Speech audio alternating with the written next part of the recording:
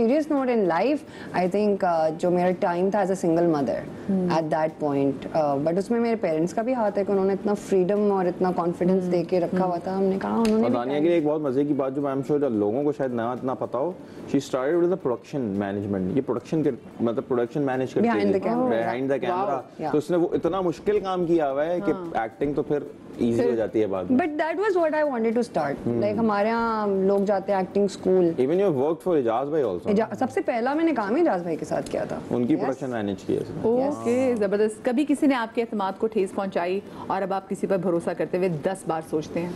या जनरली आप सीखते रहते हैं दुनिया में, और होता है बहुत सारे लोग आपको इमोशनली, फिजिकली, फाइनेंशियली आपको नुकसान पहुंचाने की कोशिश करते हैं। उससे आपको ये सीख होती है कि ठीक है आपने एक दफ़ा मुझे बेवकूफ़ बना लिया, अब अगली दफ़ा मैं ना बनूं बेवकूफ़। तो मैं इजीली ट्रस्ट नहीं करते ना, या कर लेते अभी भी? अभी भी कर लेता हूँ मैं तो अभी भी कर लेता हूँ, मैं तो अभी भी कर लेता हूँ और फिर जलील और रुसवाई होता हूँ।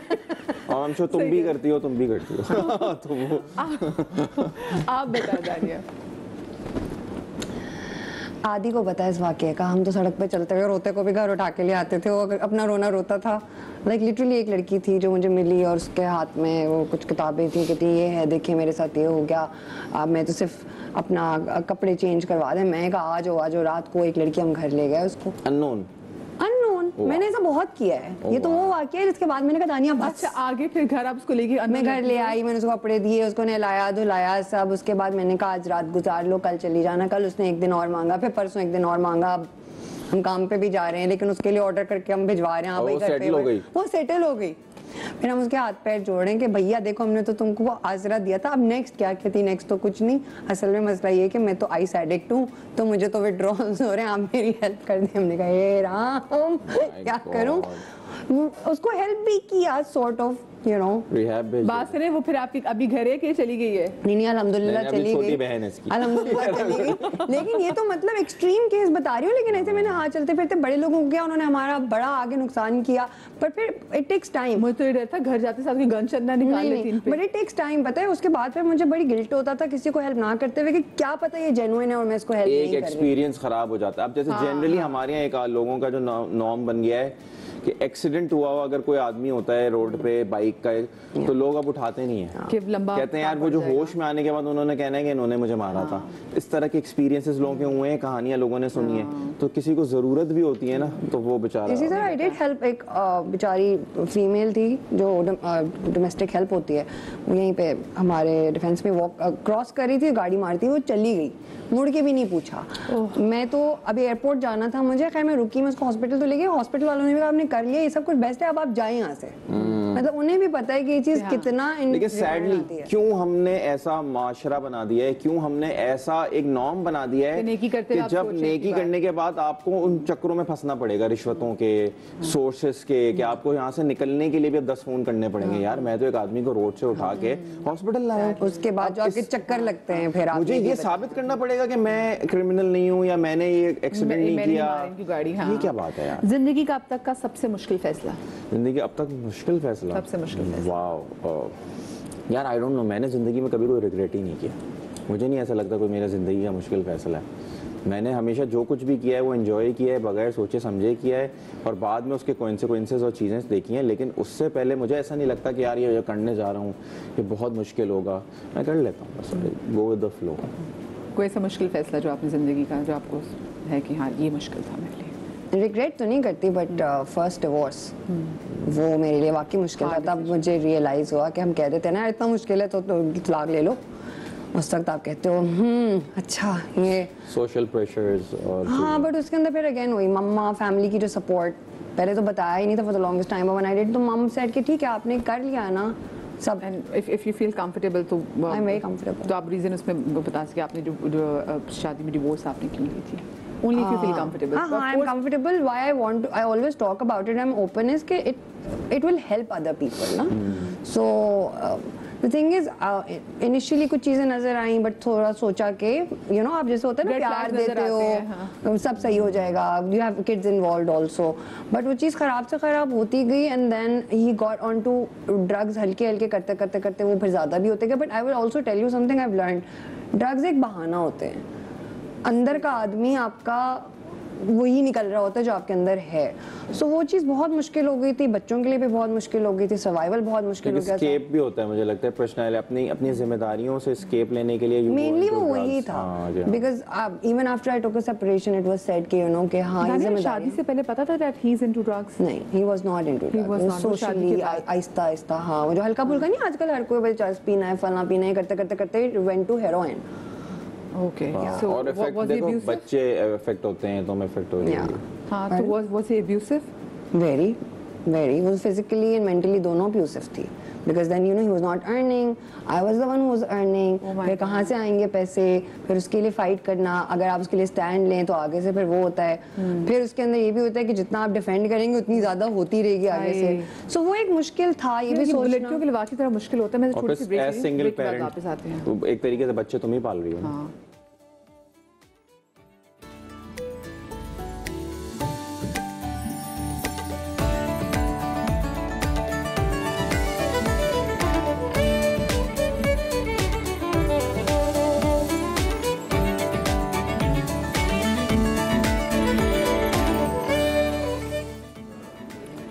जी, ब्रेक के बाद एक बार फिर से खुश आमदेद, क्योंकि हमारा जो सेगमेंट था दिल की बात, उसमें बहुत सारी ऐसी बातें हैं जो कि अभी पूछना बाकी हैं, क्योंकि ब्रेक आ गया और उसके बाद हम फिर न्यूज़ ब्रेक की तरफ चले गए।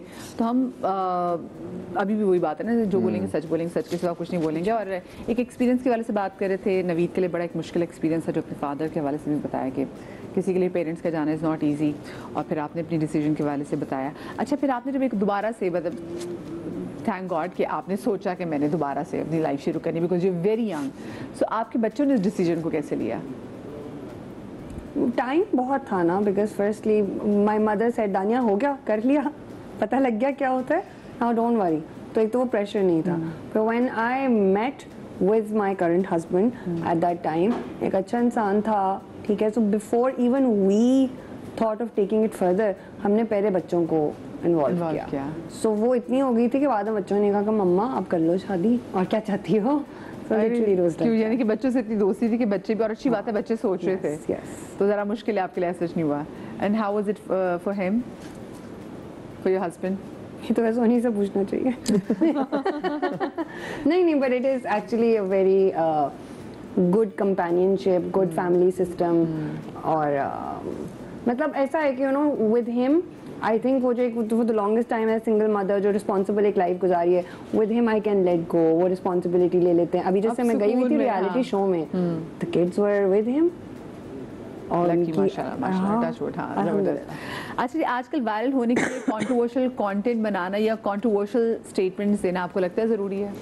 पता नहीं, हाँ मतलब पूरी अपनी ज़िंदगी उठा के आप अगर इंटरनेट पे डाल देते हैं कि आप कब उठ रहे हैं, कब बाथरूम जा रहे हैं, कब सो रहे हैं, कब जाग रहे हैं, तो लोगों को बड़ा एंजॉय कर रहे होते हैं वो, लेकिन वो हमसे, मुझसे तो नहीं होता भाई, हम तुम लोग से भी नहीं होता। हर चीज़ की टाइमिंग नहीं बता सकते भाई।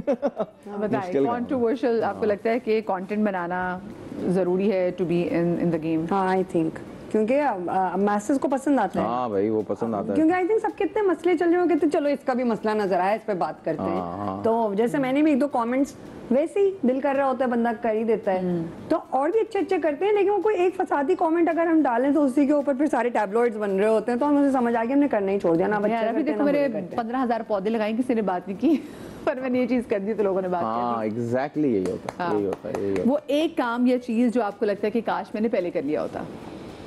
पहले कर लिया होता? ओह अच्छा, मुझे पहले कर लिया होता, क्या पहले कर लिया होता मैंने? यार वही, I think my everything is connected to family now. मुझे ऐसा लगता है कि मैंने ना पहले इस चीज़ को समझा होता कि घर में ज़्यादा टाइम देना चाहिए। मैं बड़ा काम में बहुत ज़्यादा लगा रहता था, एक टाइम पे 4-4 5-5 प्रोजेक्ट्स, शोज़, ये वो चीज़ें। तो जब अब्बू की बीमारी के बाद, जब मनाल हुई, उसके बाद मैंने एक चीज़ बना ली थी। मनाल के शुरू का 1 साल में मैं ज़्यादा काम नहीं किया था, मैं उसके साथ टाइम गुजारा। तो मुझे लगता है वो आपको पहले कर लेना चाहिए, मतलब ये सब चीज़ों को और शुरू से टाइम देना चाहिए, तो यू एंजॉय मोर। आपके लिए दानिया, आप क्वेश्चन प्लीज रिपीट। क्वेश्चन ये था कि वो ऐसा काम जो आपको लगता है कि मुझे पहले कर लेना चाहिए था? नहीं, नो रिग्रेट्स, आई लाइक जिस तरह चल रहा है। क्या आज भी अच्छी एक्टिंग से ज्यादा अच्छी शक्लो सूरत का मालिक होना, गोरा रंग होना जरूरी है? पाकिस्तान में तो यस, 100%। पाकिस्तान में तो क्राइटेरिया ही है हमारी सैडली इंडस्ट्री का, यही है। आपको क्या लगता है जब से ऐसे कर रही हूँ। Yes. और हाँ, और जैसे टीवी के लिए तो फिर भी हम थोड़ा बेस वेस कर लेते हैं। कभी इंटरव्यूज में जाऊँ, I really try to be in my own skin and मैं डार्कर बेस यूज करती हूँ। एक सख्त मिसाल है, बता मतलब मैं अगर हम टैलेंट को अप्रिशिएट कर रहे होते ना तो सलीम महराज नवाजुद्दीन सिद्दीकी से बड़े स्टार होते। ट्रू, ये बात तो है। बस बात ये है। आया आंसर। अच्छा, वहाँ पे चल रहा था, मैं ये बात करती हूँ कि ओपरा विनफ्रे ना अगर पाकिस्तान में होती ना तो हम तो उसको पीछे भी एक सही साल ना में- देते। ये सब छोड़िए, हमको बोला है, मतलब अब इससे ज्यादा मतलब ठीक है, मतलब सही है ना, पर इस पे भी बोलते हैं। क्या बोला आपको? मुझे तो एक इंटरव्यू में ये बोला, क्यों आपकी कलर इस तरह की है तो आपको मुश्किल होती है। लाइक हम आज भी इन सब चीजों में फंसे हुए हैं कि कौन किस रंग का है, कौन किस वाओ। जात का है, कौन किस कद का है, कौन किस काट का है। Actors तो मतलब characters दुनिया भर खेलते में हैं ना, आप- एक्टर जो होता है वो एक आर्टिस्ट Yeah. होता है, वो परफॉर्मर होता है। वेरी हाँ, सैड। मैं तो मुझे लोगों के- नाम नहीं याद रहते, बट यार there is this Indian actress जिसने एक स्कूल गर्ल का 8th ग्रेडर का एक रोल किया था, नवाजुद्दीन के साथ एक फिल्म थी, और मैंने ये सोचा वो हाँ, वो थोड़ा मसान में भी थी, छोटी हाइट की, जो मिर्जापुर में भी। हाँ, एग्जैक्टली हाँ, दैट। तो उनका मैं ये देख रही थी, मैंने जब वो फिल्म देखी मैंने कहा इतनी छोटी बच्ची थी, फिट एक्टर है, बट ये जो कंटेंट था थोड़ा पता नहीं ऐसे यंग बच्चों के माँ बाप हाउ डू दे हैंडल। तब मैंने देखा तो at that age, at that point उसकी एज थी 33, पर उसको 8th ग्रेडर का एक रोल करा दिया था। अब हमारे यहाँ तो ये सोचते रहेंगे हाय ये तो 33 की है, इसको 8वीं क्लास का कैसे, ये तो है ही 33 की, इसको तो इसको हटा माँ बना दो, इसको और माँ इसको तो बना हटा दो, हाँ। इस स्क्रिप्ट में तो ये कहीं आती ही नहीं फिर वो नहीं देखेंगे काट लुक्स सबसे जो है वो किस बेहतरीन तरह से- एग्जांपल ये है कि एक आदमी जिसने पूरा मार्वल खड़ा किया, Robert Downey Junior as Iron Man, अब वो उनकी अगली फिल्म में एक विलन का कैरेक्टर कर रहा है एज अ डूम्सडे। ये कितनी अनएक्सपेक्टेड सी और वो बात है कि यार ऐसा कैसे हो सकता है कि एक कैरेक्टर को उसी यूनिवर्स में रखा हुआ है उन्होंने। एवरीथिंग इज डूएबल, एक आर्टिस्ट के लिए क्यों नहीं है यार। हम बस ये सारे बाउंड्रीज, ये सारी प्रॉब्लम्स हमारी हैं, हम आज भी बस वही करते हैं। आ गए आप? नहीं अभी नहीं आया, रास्ते में हम इससे निकल ही नहीं रहे। अच्छा, आपके माशरे से आपके बच्चे बड़े और आपकी माशरे बच्ची अब वो जल्दी वो टीन्स में भी अभी कुछ साल हैं, तो आपको लगता है कि आजकल के दौर में बच्चों की तरबियत करना थोड़ा सा मुश्किल हो गया है? मुश्किल हो गया है, डिफिकल्टीज बहुत हो गई हैं, इतनी एक अजीब सी जगह पे ले जाके फंसा दिया है कि बच्चों को समझाना, मतलब दे और देम का जो मसले में फंस गए हैं ना, आई डोंट अंडरस्टैंड दैट। मतलब ये एक बड़ा एक प्रॉब्लम है जिसको मैं तो I can never support that कि ही और शी होता है, दे और देम कहाँ से आ गया है। तो ये वाला एक अलग प्रॉब्लम है। ये वो एरा है, हाँ। ये वो एरा है जिसमें आपको ये भी समझाना है, गुड टच बैड टच से बात आगे निकल गई है। हाँ, बिल्कुल। मतलब अब तो ये प्रॉब्लम हो गई है कि आपको जेंडर में ही फंसा दिया है कि पर खुल के बात करनी चाहिए, उनके सवालों के जवाब जरूर देने चाहिए। बिल्कुल देने मुझे चाहिए, ऐसा उनको लगता है। क्लैरिटी देनी चाहिए। और मुझे ऐसा लगता है बच्चे आपके एक्शन से देख रहे होते हैं, और जहाँ आपकी पर आप चीजें उन्हें समझ चुप रहे करा होते दो ना, वो क्यूरियस हो जाते हैं क्यों, और फिर अगर आप उनको इन्फॉर्मेशन नहीं दोगे, आपको नहीं पता वो सही इन्फॉर्मेशन या गलत इन्फॉर्मेशन कहाँ हैं। से। क्योंकि internet is full of crap, या तो वो तो उनको मिलेगी वहां से। अच्छा, आपके वालिदैन से ऐसी कौन सी चीज़ जो कि आपने अपने अंदर ली है, फिर उसके बाद मैं गेम खेलूंगी? ट्रैवलिंग।